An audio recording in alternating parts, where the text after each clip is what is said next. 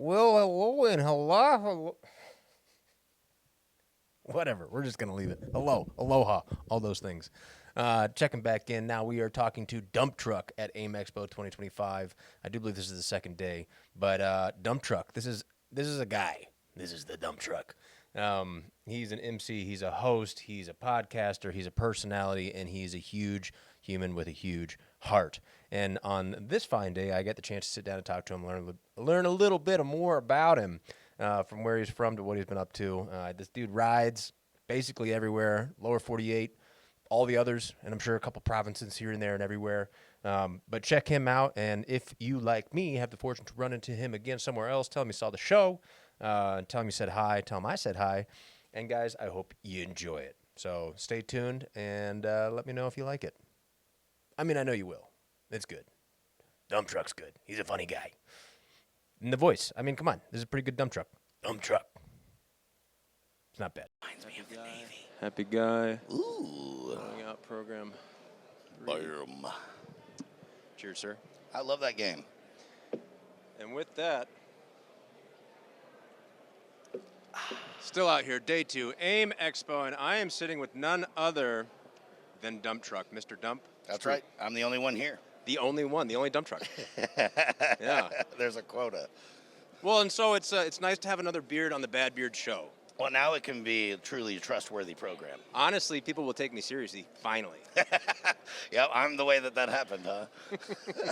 Well, so we're out here at AIMExpo. I've had the fortune of knowing Dump Truck here for a while, from many different scenes, places, and spaces. But why don't you give my friends at home just a little introduction, who you are, and a little background. Well, my name is Dump Truck. I have been an MC for lots of different events and lots of different theaters.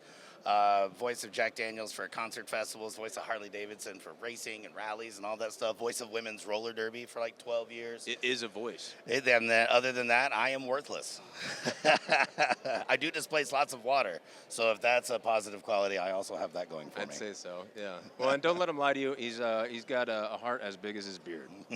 It's huge. It's huge. I hope it's healthy, you know? You got to keep that ticker strong. I like tickers. So as we've encountered each other along the way, it's always in a similar but different fashion as two just smiling guys enjoying the scene of motorcycles. And Full of hair. Full of hair, very hirsute individuals. Yours is not leaving you anytime soon, and so it's always a pleasure to see you. So here at AIMExpo, what are you doing in town in Vegas? Well, I've been on the road for about a week. I just came from Denver, where I was a part of Colorado Motorcycle Expo. If you've never been, it's in Denver every year. It's amazing.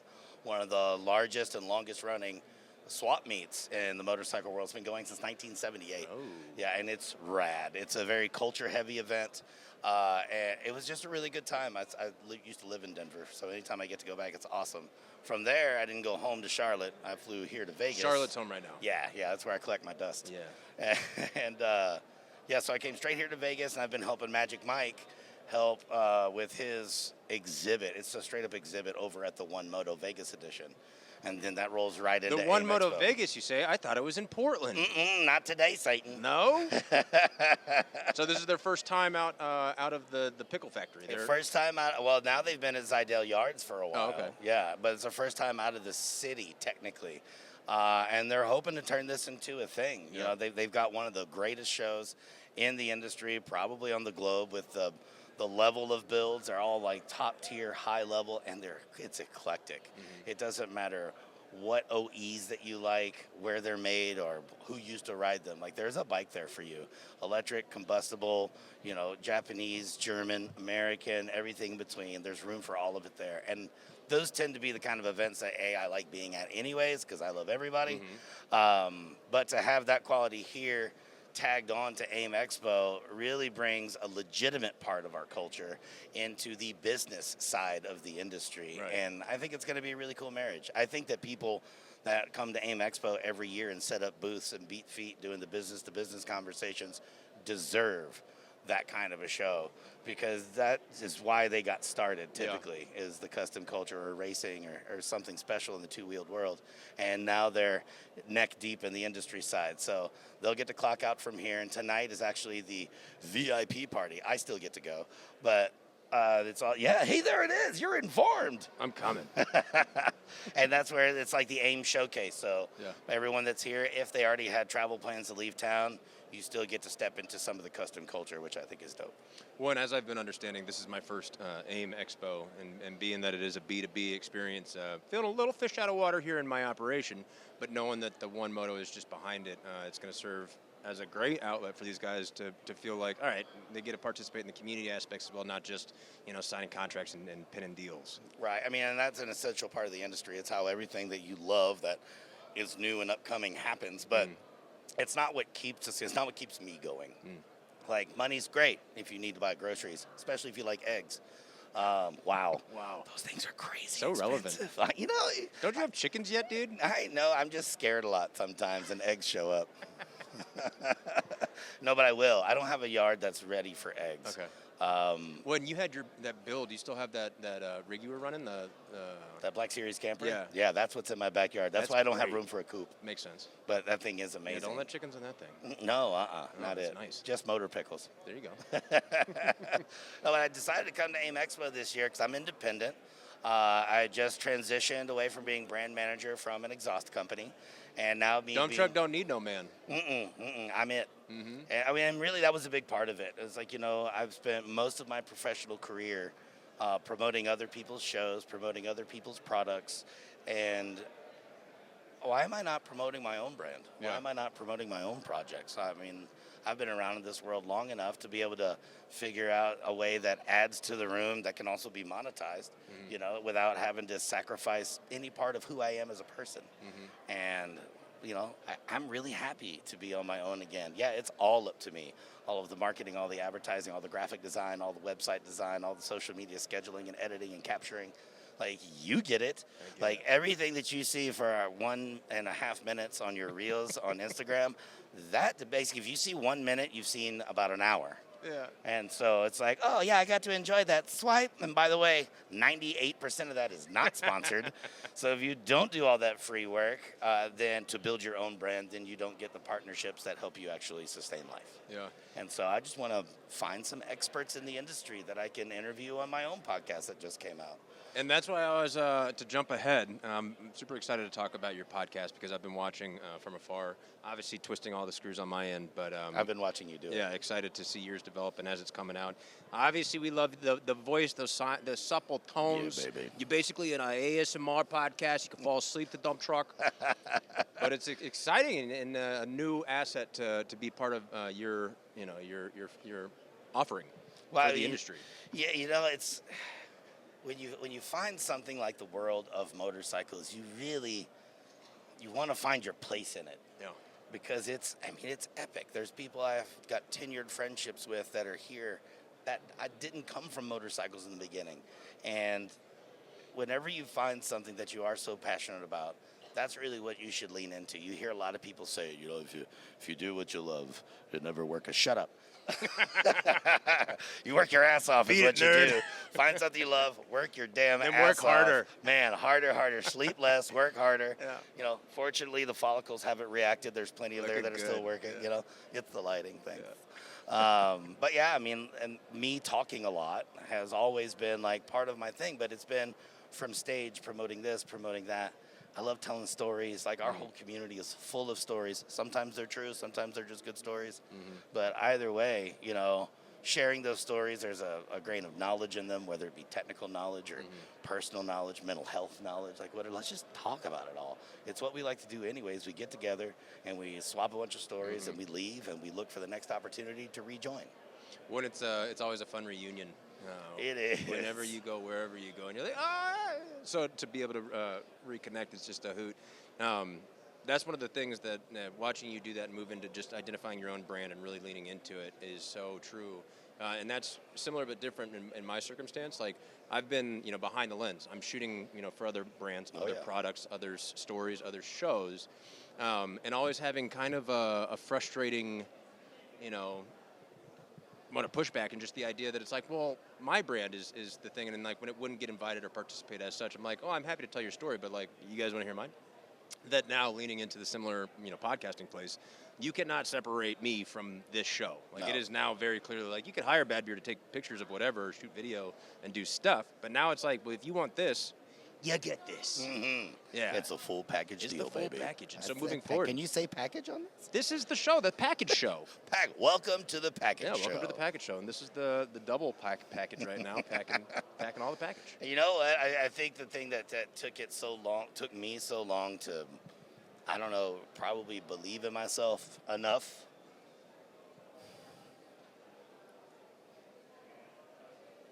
To want to do this. Yeah, brother. It's hard. That confidence, Everybody in the world can believe in you. But if you don't, it doesn't really matter. Your biggest critic. Yeah. Big time. And it's super liberating and super exciting. And holy shit is it scary. But I'm here for it. Yeah. Like every ounce of it. Because whatever I'm going to put out there is going to be unfiltered and completely 100% from my heart. Even the goofy shit. Probably especially the goofy shit. I hope for the goofy shit. Yeah, me too. It's like low-hanging fruit. Well, I have so much respect for you, and kudos to you for doing it, because I know all these fucking cords and cables and knobs and twisties, and you just want to have the conversation. This right here is the fun, healthy, happy part. But all of this has to come with it too, and you got to do the dance. And so it is a hill to climb. And it can be frustrating, because even when I last commented on your thing, how frustrated you were because you had clicked the wrong button or something, and then your first show was fucked. Yeah, it was and completely so you had to crapped. start again. And so to know that, but 3 times. and then you gotta pick yourself up again. Yeah. And you keep trying, and I have so much respect for you, and I've always enjoyed you as part of the community. You are a pillar in the community because you are that mouthpiece. You speak for many that I can confidently and comfortably say. We resonate with you and the attitude and you put out because of that community piece and just how supportive you are for everybody in it. And it's a hoot. I just feel like we should always be helping each other. Yeah. Like, I grew up, fortunately, in a neighborly environment, which means a lot of things. One of them, it means everybody's going to whip your ass at some point. Like, everybody's parents, like, they're all going to get their turn because they all help raise your kids. Like, everyone does. And it's like, when your backyard neighbor's husband passes away and you can see that the house needs painting, you don't go ask them for money for paint. You show up with paint and a few buddies and you paint their house. Where was home for you? This was in Bayou Lewis, Louisiana. So I was raised in the swamps, Louisiana. I was born in Hattiesburg, Mississippi. And before I was 1, we were living out there in Bayou Lewis in Assumption Parish. Oh, my. Yeah, alligators in the backyard and crawfish in the front ditch that I used to play in because it felt like a pool. Well, and then you grew up there and you hit the road? Well, I grew up for the most part there. Like, my earliest memories of happiness are there when I was 8. We moved back to Mississippi for a year. My old man was a roughneck, and that was in the 80s when the oil industry just really took a nosedive. And we moved back to Mississippi on 39 acres, which is where I spent all of my Mississippi time, was on what we call the pea patch. It's my mom's family. Pea patch. Yeah, Papa's buried in the pea patch. Oh. And our garden was like an acre. There were 39 acres total. We had beehives out in the woods. We had 2 rows of blueberry bushes that were probably like 20 yards apiece. Small orchard, 30 pecan trees in the front lot. That was where most of the money came from at the farmer's market, was the pecans. And it was amazing. And I had no idea how dirt poor we were because I was like 8 or 9. And I thought it was awesome that every night I get to sleep on an army cot from World War II. Well, bless your parents. They probably did a great job to not let you know. Dude, they had a really dumb kid. I was sleeping on an army cot that was positioned over my Nana, over Nana's shoes, under Nana's clothes in her closet, and I had no idea for years that we were broke. I just thought it was great, like, and no this perspective. Is so cozy. It's great, and then you get older and you realize what it means when the family has to move in with the in-laws. That means, like, whoa, like, things are dire. And for me, I was like, oh, I get to go shoot armadillos. And that'll be awesome. They're tearing up the property. This is the greatest thing ever. And then, your parents are doing everything they can to get back on their feet. But, go back to that childhood, like as you become an adult and be grateful for everything that you have. Everything. I was grateful, beyond grateful, regardless of how ignorant I was. I was grateful to have I guess a roof over my head, bananas clothes over my head. Yeah. And it was one of the best experiences that we had. And it felt like it was an age, but it was really about a year and a half. Then we moved down to Houston, Texas. We were there, and before I graduated high school, we were in Memphis. So I graduated high school out of the Memphis, Tennessee area. Okay. Then from there, I went to the Navy and did that jam, which was rad. I would totally do it again. And came back to Memphis and was a bouncer. I always on took Street. you for a seaman. Well, I was a fireman. Oh. Yes, there's seaman, fireman, and airman. Oh. I was a fireman. Excellent. Yes, I mean, for this purpose, yes. Okay. I'm not seaman. I'm formerly known as seaman. Copy. Yeah, the one that got away. Yeah. But yeah, so we were in Memphis. I went back. I became a bouncer on Beale Street, and I got started in radio. And that. What year was this? That was 2002. Okay. And so 2 or 3, and that was when the voice thing started. And Did it always sound the way it does? Or No. You just started gargling with like nails. razor blades and rocks. I'm tumbling. No, it's I actually had whooping cough as an adult. Oh. Yeah, and which I didn't know was a thing. And I went to the ears, nose, throat person. They said, well, I mean, it's not permanent damage, thankfully. They're like, we can remove the little calcium things that are on your vocal folds if you want. I'm like, wait, I don't think I want that. I think that through a whole lot of pain and coughing and not being able to keep food down in the process, this is mine. But when I did radio, I used to make this voice, like not realizing it because you have your on-air persona. And Did you were you dump truck then? Yeah, that was when it really started to stick. I got dump truck from the Navy. Okay. And then when I went to Memphis, I was a bouncer, radio personality, and the handle's already there. Yeah. And then there was kind of no going back. I attempted to go back to my given name a couple of times because I'm like, well, nobody knows me as dump truck here. Like, put a tool high. I'm a piece of heavy equipment. And everywhere I went, though, there was always someone from my past, and they would get like almost they were owning my identity more than I was willing to at the time. They were like, no, dude, you're dump truck. Like, I don't know this other name that you just used, but you're definitely not that person. And they're right. They're completely right. I've grown not above it, but past it several times so far in my life. It's weird that you bring that up because even at this experience, at this show specifically, I'm here. I know a handful of these folks as Sam, and even to introduce myself, I'm like, hey, I'm Sam. But I'm going through a bit of a curiosity at the moment myself where it's like some people know me as Badbeard, and if introduced through someone else, it's likely as Badbeard. And so then when I introduce myself, they kind of like side-eye me, and they're like, do you go by Badbeard? Like they're like nervous to say it. I'm like, oh yeah, I also do that. And so it's kind of like that split personality at the moment where I'm like, am I like pussyfooting like what I'm doing? Like, am I not fully committing to this? Because Badbeard hasn't always been me. Right. Badbeard at first was a company, and it represented several people I employed and the work that we did. And at the time, it was to appear larger than that. Right. Like we were the creative this, that, and the other to then service all these things. Talk to Tina and counting. That was me too, like emailing Tina. But it's a smart move to do that, by the way. So then, as time has passed, now with what's happening here and all things, and even identifying, and this is a total separate conversation, but AI and just how important it is to be your brand. That AI can do a lot of things that a lot of people do right now, but AI can't be me. No, it can't be Badbeard, and so figuring that. There came a point. I've had a bunch of nicknames through life, and if you want to know how to get a nickname, you just have to be habitually stupid. It's not a flash in the pan kind of thing. You're not going to do this one dumb thing, and then forever you're that one dumb name. No, it's a lifestyle choice. But whenever I got the name Dump Truck, I don't know. I mean, arguably, it's just because you're so yourself. Like, you are that, and they're like, that is that. Well, and nothing against my father, but like it's my father's name, and I'm not him. Like I'm me. And whenever like I was bestowed the title of Dump Tiberius Truck the Third, whenever I got the name Dump Truck, it really fit. And I mean, I was in the military at the time too, so nicknames are relevant. And like, so for my life path, it was like kind of normal for people to have nicknames like that.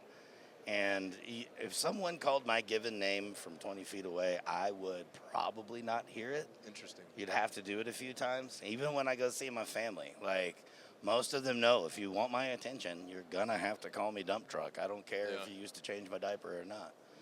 Change your dumps. Yeah, I mean, saying. Yeah. It had to start somewhere. Interesting. So it's synonymous with you and that personality. It's like I am dump truck. And Yeah, if you're not doing my taxes, you don't know my given name. My girlfriend doesn't call me by my given name behind the scenes. Like, it wasn't even a fight. That's one of the reasons why we've been together for over 4 years. And I told her that this is my name. She was like, that is your name. Yeah. Moving on. I was like, whoa, what? No fight? No nothing? You want a leg wrestle, maybe? Save that for later. We still do that. Well, I think until I fully identify or come to terms with whatever it is I'm doing and make a clear, concise decision, or just jump in, beard first, as it were. That's my favorite way. I don't know where I stand yet with it. It's just curiosity to me. It will figure itself out for you. Like, there are... Well, and equally, like, there's times, so I'm a stuntman in Atlanta right now. Right. And there's times that I'm doubling actors or whatever it is, and it requires me to shave my beard. And all of a sudden, then... That makes me so nervous when you say that. I haven't seen my face in over 10 years. I got a chin. It's in there. You gotta hunt for it. So with that, it's like, fortunately, it grows back in like 2 weeks. But it is a reality that there will be times that I'm like, hey, I'm bad beard. They're like, are you though? And so like that's a weird little brain fog. I feel like that's an opportunity for a prosthetic. Yeah, a merkin? A Birkin. Yeah, a Birkin. Oh, I like that. Okay. Yeah, I feel like we should go in business together now. But it should be one that is completely out of place. That makes sense. Yeah. Like, we could come to AIM and market Merkin Birkins for the leg beards and the beard beards. Yeah. Coming to a store near you. Yeah. It'll be a very special store. You have to be 18 to go into it. We got to check your ID for sure. Yeah. For sure. We're not trying to put on a list. Dang. Not again. Well, with that, you're here, and are you doing any of the typical MC stuff, or this is just you now as the dump truck? This is the business side today. Yeah. Like, while I'm here at AIMExpo, my sales hat is on. I'm putting the elevator pitch out there 100 times, like, as need be. But, like, for the first time in my life, too, like, I'm taking it seriously on a different level with a Modelo in my hand. Amen. It's so good. Mm-hmm. That's really good water. But, like, I mean, I had a strategy before I came here. I did, Are you soloing this? Are you having counsel? Or are you, like, are you conversing with other individuals, like, strategizing? Or are you just... No, just within myself. Like, I'm still, like, I've got one episode out of my program, and I know what I want to do with it, but that doesn't mean I'm not going to force it where I think it should go. Mm-hmm. I'm still very much, like, paying attention to what it does and the feedback that I get, and that's going to mold what the actual show becomes. Like, I didn't want to come in with, like, this is what it's going to be. It's like, well, what if that doesn't work? Then you're left with the bag and nothing in it. Yeah. So, yeah, I came here, and I'm like, okay, these are the brands that I already have relationships with.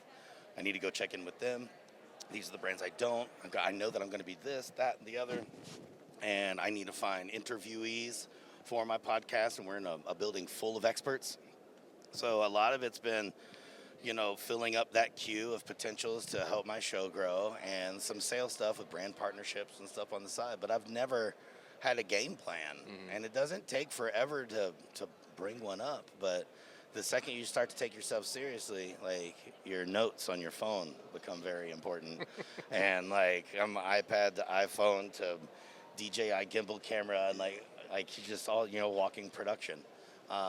This time I've really been trying not to produce too much, to really keep my head on straight, to find the key members of our industry that I think are going to not only help me elevate, but they also get their ROI out of our conversation, trying to find those mutual relationships. And it's been really well received, which doesn't make it any easier. Yeah.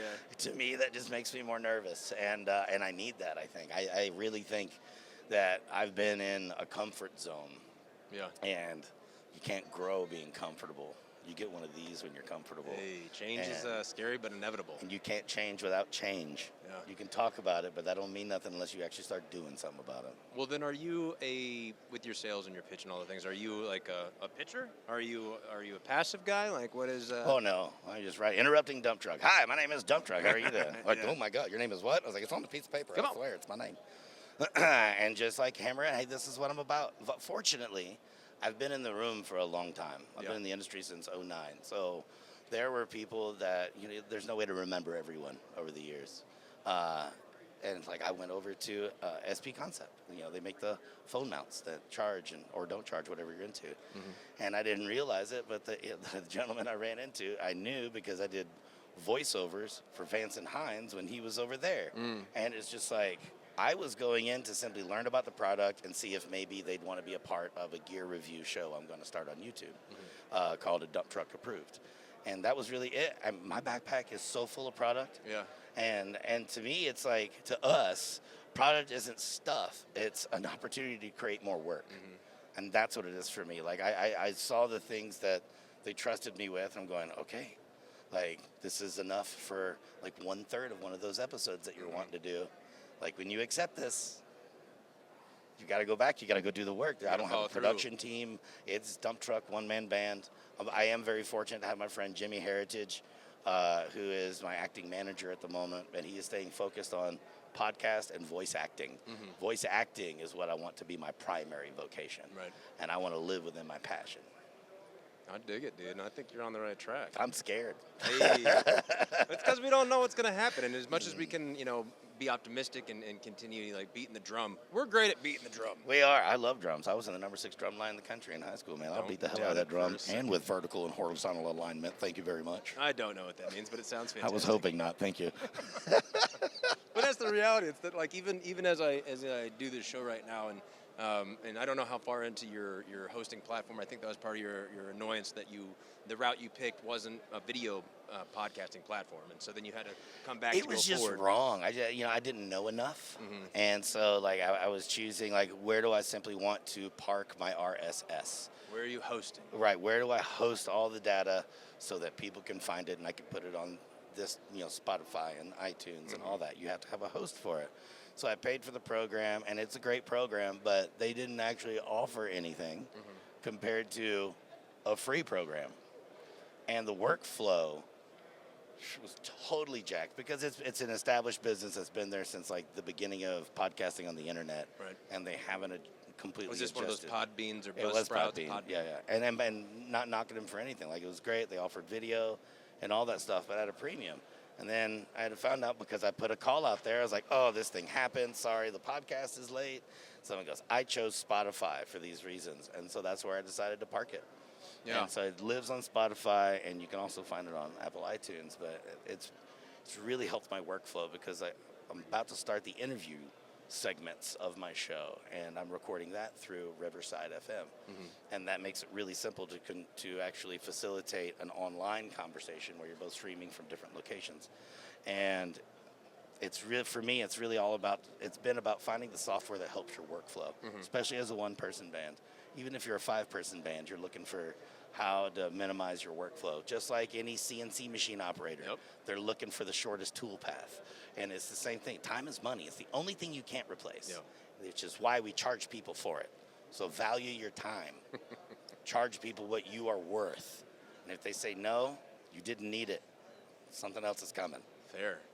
Well, and I'd love to share some of the things that I've learned along the way, and a few questions I have for you too. But I don't want to bore the audience with specifics of hosting and all the platform eccentricities that they're like. And moving on.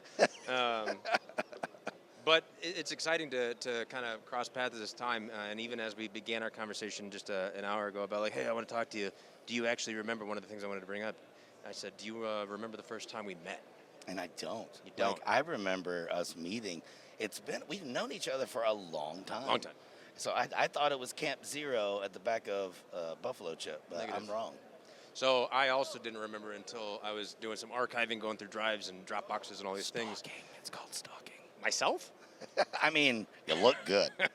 So I was looking through the archives as I was, and I ended up on a trip. So I didn't grow up motorcycling. It wasn't a part of my world until I was in college, and then some buddies had raced Supercross, and so it's kind of funny how a lot of times in life I jump into a scene, not at just like the bottom and like, bumping elbows. It's like the top experience of whatever, and I'm like, oh shit, and then I'm just trying to keep up or figure it out. But that was my introduction, and then fast forward, I'm living in Los Angeles.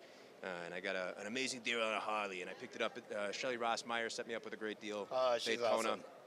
I flew over. A buddy of mine, I told him, and I said, hey, man, if you ride back with me, because he called me, he's like, I'll get a great deal. So I was like, all right, if you come back with me, I'll go, I'm in. So I flew over, got the bike, and we did a road trip, shot a documentary, a whole thing. But then that started my kind of motorcycle experience, and then, meeting this guy, meeting that. And I forget the dude's name.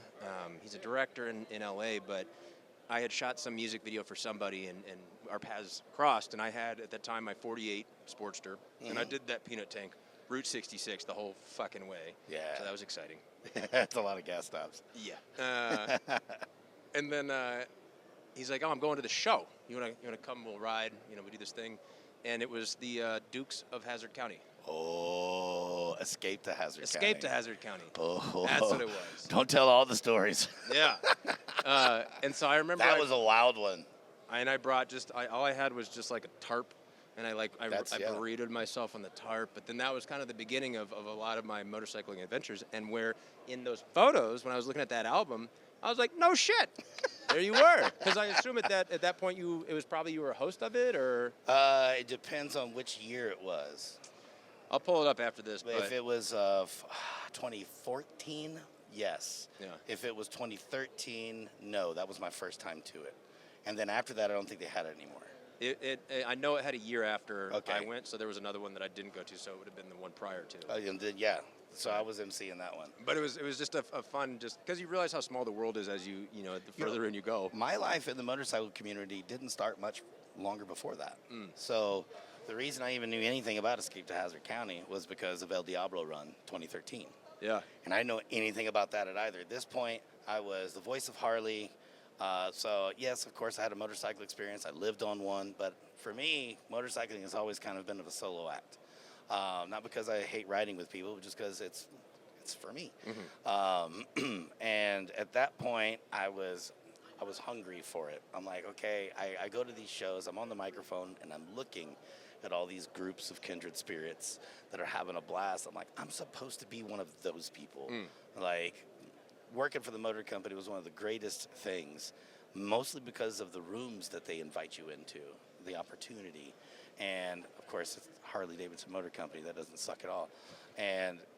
But the thing about me is, like, getting out into the public, I was still a guy with a chin and a pompadour and on his 89 Sportster and loving life. Yeah. And still have my 89 Sportster. Never a good reason to get rid of a Sportster.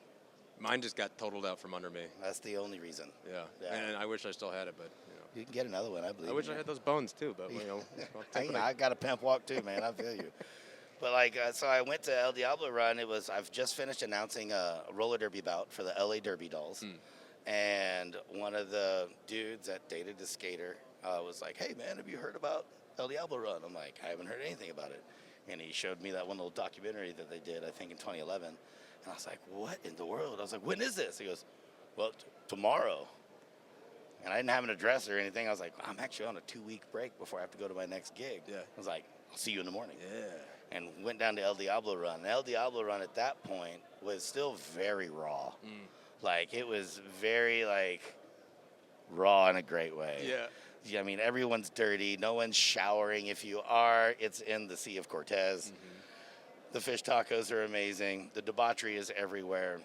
You're not allowed to judge because there's just too much to judge. Right. and the tuxedo became famous after that. Yeah. Yeah. No one and everyone needs that in their life.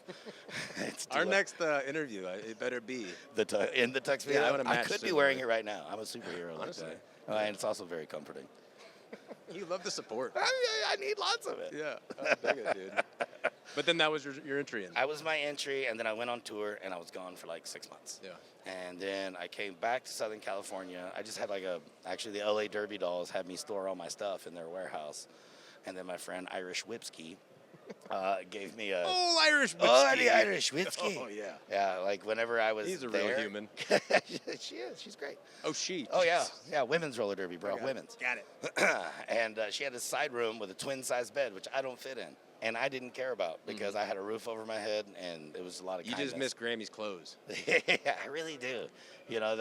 Some weird Freudian joke in there, man. I don't know. Super weird. I'm going to have to go to therapy again. Yeah, why is he eating and drinking Metamucil all the time? It's like he misses his grandma. Yeah, it's separation anxiety. Yeah. Deal with it. But yeah, so I left, and I came back, and I found out about Escape to Hazard County. And I'm like, all right, I'm going. I met all these people this one time. So you don't have a deep community yet? It's just a lot of strangers? It's just a bunch of strangers that I've had, some wild times with. Yeah. And then when I went there, I showed up with 2 bottles of Bullet Rye and a big bag of weed and was like, hey, my name's Dump Truck. I don't know if you remember me, but I remember you. Yeah. And then it was like, Dump Truck! I was like, okay, cool. So I made good impression. I mean, I didn't really remember all of El Diablo Run. I was there, but I was also doing real good work. And that was like really when it started to dive in. After that, like over at any given person's house or shop all the time, like straight up friend group. And that was when I knew that I was in for life. Like, it started with El Diablo Run, but Escape to Hazard County was where it was like nail in the coffin, so to speak. Wow. Like, you're here. You have family now instead of just this lonely guy. Like Dom from Fast and Furious. Family. It's all family. It's Modelo, not Corona now, though. That's it. Dang, I didn't know so similar in timing-wise. Yeah. Because I come from entertainment. Like, I was... Well, and same, and that's been the experience in my timeline, you know, similar but different in many ways, but entertainment. I was in Los Angeles because I was an actor, and I had grown up acting and then went to film school. All the film incentives had left Florida, so when I graduated, I was like, well, I guess you go to L.A. And Hey, so, I know a guy that sounds like that. Yeah, and then I went to, that guy's never far, you know, it depends on who's talking. He's just right there. And then I moved to L.A., and that just kind of started the experience, and it just byproduct of SoCal. You know, and then ending up on two wheels and what traffic was and how cool motorcycles are. They are. There was such a fun common denominator with motorcycles, like being in the entertainment industry and all the assholes that run rampant. You know, everybody's full of shit and all the things. You can't lie about riding a motorcycle. Got knife wounds in your back. Yeah, all the you time. can, but you can either ride or you cannot. And so for me, it was this fun, and equally everybody I seemed to meet was just this professional something or other. So nobody was full of shit. Like, they were just like, you are either fast or you are not. You can ride or you can crash. Yeah, right. Yeah. And so it was just this fun, like, you know, like break for me of just like, oh shit, all right, well, that's honest, you know. And there's certainly dishonest individuals throughout, but at least that aspect, and it was just kind of like a nice experience for me. And so that was kind of where I went, and just a good fit. You know, you have to say yes to stuff like that when you feel that fit. And I mean, that even goes back to like your own identity. Talking about Bad Beard or Sam. Like, there will come a point to where one of them won't fit as well. Or maybe it's just this one doesn't fit in that setting. Like, I'm not always Dump Truck. You know, for being such a simple word, some people have a problem with it. Is that one word? It is for me. Okay. Because I'm not actually a truck. It's if you spell Wait it correct. a minute. I know, I'm a man. But yeah, so that was part of it too. It's like, I'll make it my first name. Like, I'm actually gonna have it legally changed here soon. And honestly, if Dump Truck is in fact two words, the fact that if you put it in one, when you go to license and do all those things, you're not competing against anyone. Yeah, that's clever. Yeah, and it was really helpful whenever I was down and out one time and I was like really low on cash, and a dump truck company out of Florida found my Twitter handle and they paid me handsomely for it. And I was like, I don't even use Twitter. Yeah. But yeah, man, that's totally worth something. Are they still running it? I have no idea. Yeah, good for them. Yeah, I should offer to buy it back for like way less money. Yeah. Like, hey, can I have that for a couple $100? They're like, apparently nobody gives a shit about actual dump trucks. Crazy. Yeah, I didn't know why they wanted to buy that, but it helped. Yeah. Yeah, well, finding out where you fit in, like, you only get to do that by trying, by being brave enough to simply show up. I mean, it's like doing my first podcast episode. The hardest part is hitting record. I mean, that is the hardest part. Like, when you're going to work on a motorcycle and you're not a mechanic, like, the hardest part is turning that first bolt. But I'd then say the once you hardest do, part is you're in testing it when you're like, do the brakes work? We'll find out. No, that's the scariest part. Yeah. You're like, okay, I did all this. Did I do it right, or I'm about to call a mechanic? Yeah. Like, which one is it? Well, have you always been kind of a hard on the sleeve guy? Like, you know, even in this conversation, you know, I feel the sincerity and just honesty that you operate with. Has that always been your MO? I don't think so. You just had to get beat up by life a lot. Yeah, I just had to have some life experience. Like, I never felt like there was always things you should and shouldn't say, ways you should and shouldn't act. Like, I was brought up, I mean, I don't mean any of this to be negative, it's just different. But I was brought up really sheltered, very religious, and there was... What was your... What was my what? Your denomination? yeah. Which flavor of Christianity? It was... Deep Baptist? Pentecostal. Oh, yeah, you're going to get slain. Evangelical. You're going to get... Oh, yeah, people talking in languages they don't know and stuff like that. And so it was, I don't know, like, and I was a leader in that community too. And it's just, then I went, I had an aha moment when I was 17 years old, where I kind of was like figuring out my own truth here. I was old enough to actually analyze. This is still in Memphis, yeah. I was able to analyze like all the things I've been told, do this, don't do that, and then watching the people that tell you that and see what they do. It's really all about watching people and not listening to what they say. And I was like, this actually isn't who I am. There's a lot of the moral standing and all of that I'm happy to gain from it. Like, treat your fellow human as you would like to be treated. A law that we could all apply a lot more. And those things will never go away, and I don't want them to. But as far as like the big picture, like that changed for me, like the historical story of it all and things like that. I just was like, I don't think this is me, but you still have to play the game because you still live under your parents' roof, right? And so once that ended, I was like, what's the thing that I can do where I can go see the world on my own and make my own opinion? Not because I have one, but because there's room for one.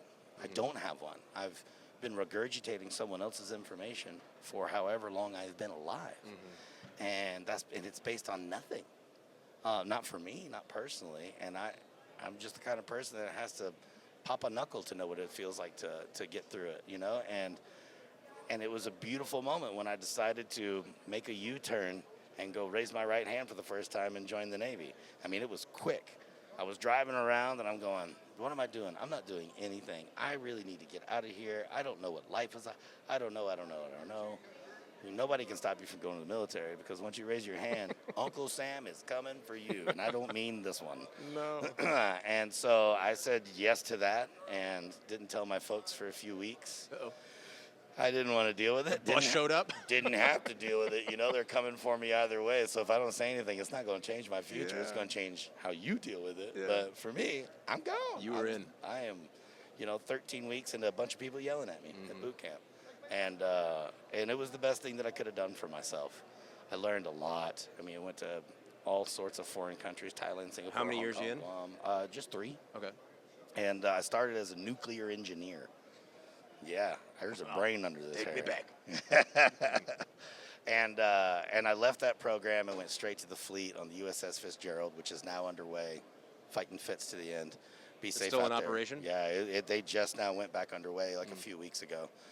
Stay safe out there. They're the first naval vessel to implement AI into their radar and weapon systems. Oh, my. The Fitzgerald has always been a ship that's on the forefront. Okay. Because the record is one of the cleanest and most aggressive out there. Yeah. So whenever there is a new technology that involves that Early world, adopters. it's almost always the Fitzgerald that's a part of that group. Interesting. It's a really big part of their heritage, and we are very proud of it. Yeah. But yeah, I mean, I learned about what poor people really were, even though I was one as a child and had no idea. And that was one of the ways that I kind of figured it out, because I went out and I experienced some life and took some chances, said yes to a bunch of stuff that made me uncomfortable, say no to the things that make me feel unsafe. You don't learn anything if you don't say yes. Well, fast forward to 2025 here, Las Vegas. Oh, shit, we're in 2025. Welcome to the future. Wow. You still saying yes? You still chasing those changes? I am doing it right now. Yeah, Doing it right now, forcing lots of change, and it's necessary. Physical, I'm in the process of losing more weight. I've lost 60 pounds over the last few years. You're looking good. I feel good. There's less to hug, but... Well, but the hugs are stronger now. They last longer. There's more eye contact. Bueno. 10 out of 10. Hey. But yeah, so I'm working on my body. I'm working on my mental health. I haven't gone to therapy in quite a while, and I'm not in it now, but I'm definitely taking intentional time aside for me to be with myself. Right. Usually in the mornings with some meditation. It's not a complicated thing. Sometimes there's ohms involved. Sometimes there's complete silence. A lot of deep breaths. All of the breaths. And that really helps me set the stage for my day and for my week, and to be able to stay on point and stay on focus, because I'm actually checking in with myself on purpose, not because it's not reactionary, it's planned. It's one thing to go, oh shit, I should look at my life. It's like, what if you did that before you got to the oh shit moment? And so I guess I'm getting older in a good way, and wiser, louder, hairier. Yeah. Lots of ers. Hey, man, we're turning into pirates, and I'm here for it. Yeah, absolutely. Which, by the way, there's a great pirate chapel I passed by, so if you're trying to get hitched, dude, that's the way I want to do it. I mean, let's go for it. It seemed like a great party. I'll braid your beard, you braid mine. I'm telling you, yeah. It's killer, though, man. Like, I am definitely saying yes. Like, I've been thinking about and talking about doing some of the things I'm finally actually kind of forcing myself to do, because I believe in myself as much as I think my friends believe in me. It's hard to match. And people love you a lot. Well, especially you got like a dog. Like, what's that like? So like, believe in yourself as much as your dog believes in you. Oh man, yeah. Be excited to see your favorite person as much as they are when you open the door. Yeah. I'd be so tired after all that excitement. Oh my God. I'm so happy. Yeah, I love that. Well, I'm excited to be navigating and saying yes, embracing all these changes alongside of you. And even as we continue into this space, I hope as often as we can cross paths, we will. Because, like you say, we all rise with the tides, and any way I can be of service to you, I am here for you in much the same regard. I assume the same. Absolutely. My heart's open to you if there's everything in the world. That's it, baby. Just send me some inappropriate text messages, and it's on the way. Oh, yeah. Well, no, this is there's just the first interview we've done together, but certainly not the last. But I'll let you get back to the business at hand, and then we'll get ready for our One Moto. I'm excited for that. The official VIP preview party. Yeah, that's going to be cool. February 6.9. On Thursday. You pay for the whole seat, but you just use the edge. That's good. Yeah. Well, with that is your time now. So with this camera right here, anything that you want to bring attention to, light up, plug, whatever, is your time to shine. Well, hello. Let's shine away, shall we? Thank you so much for continuing to watch this one episode. If you've gotten this far, you have a very high tolerance, and if you still have room left in the tank, check me out on Instagram. __ is my personal. And then the podcast that is just now launching is I Speak Good. And that's what I plan on doing. Show up and call the hotline. Leave me a message, 833-474-2010. And we'll work it out online together. Oh my God, I love that, and I can't wait to call. Please do. I've had people you'll making never up know it's me. characters. Yeah, I mean, oh my God, literally, Hugh Janus called on like the first podcast. I'm like, someone's really helping me out here with these like little golden moments. I'm like, thank you. Yeah, I love that. Well, until next time, go check out the show. Go check out his channel, and I'm excited to share this one. So I guess I'll see you around, brother. I love you, man. I love you, dude. Thank you. And let's get back to Hazard County. Oh, dude, I would love that, but I don't know if my liver. Our own Hazard County. Oh, we can do that. We could be a Caution County. I love that. See you guys. Bonk. Beep boop.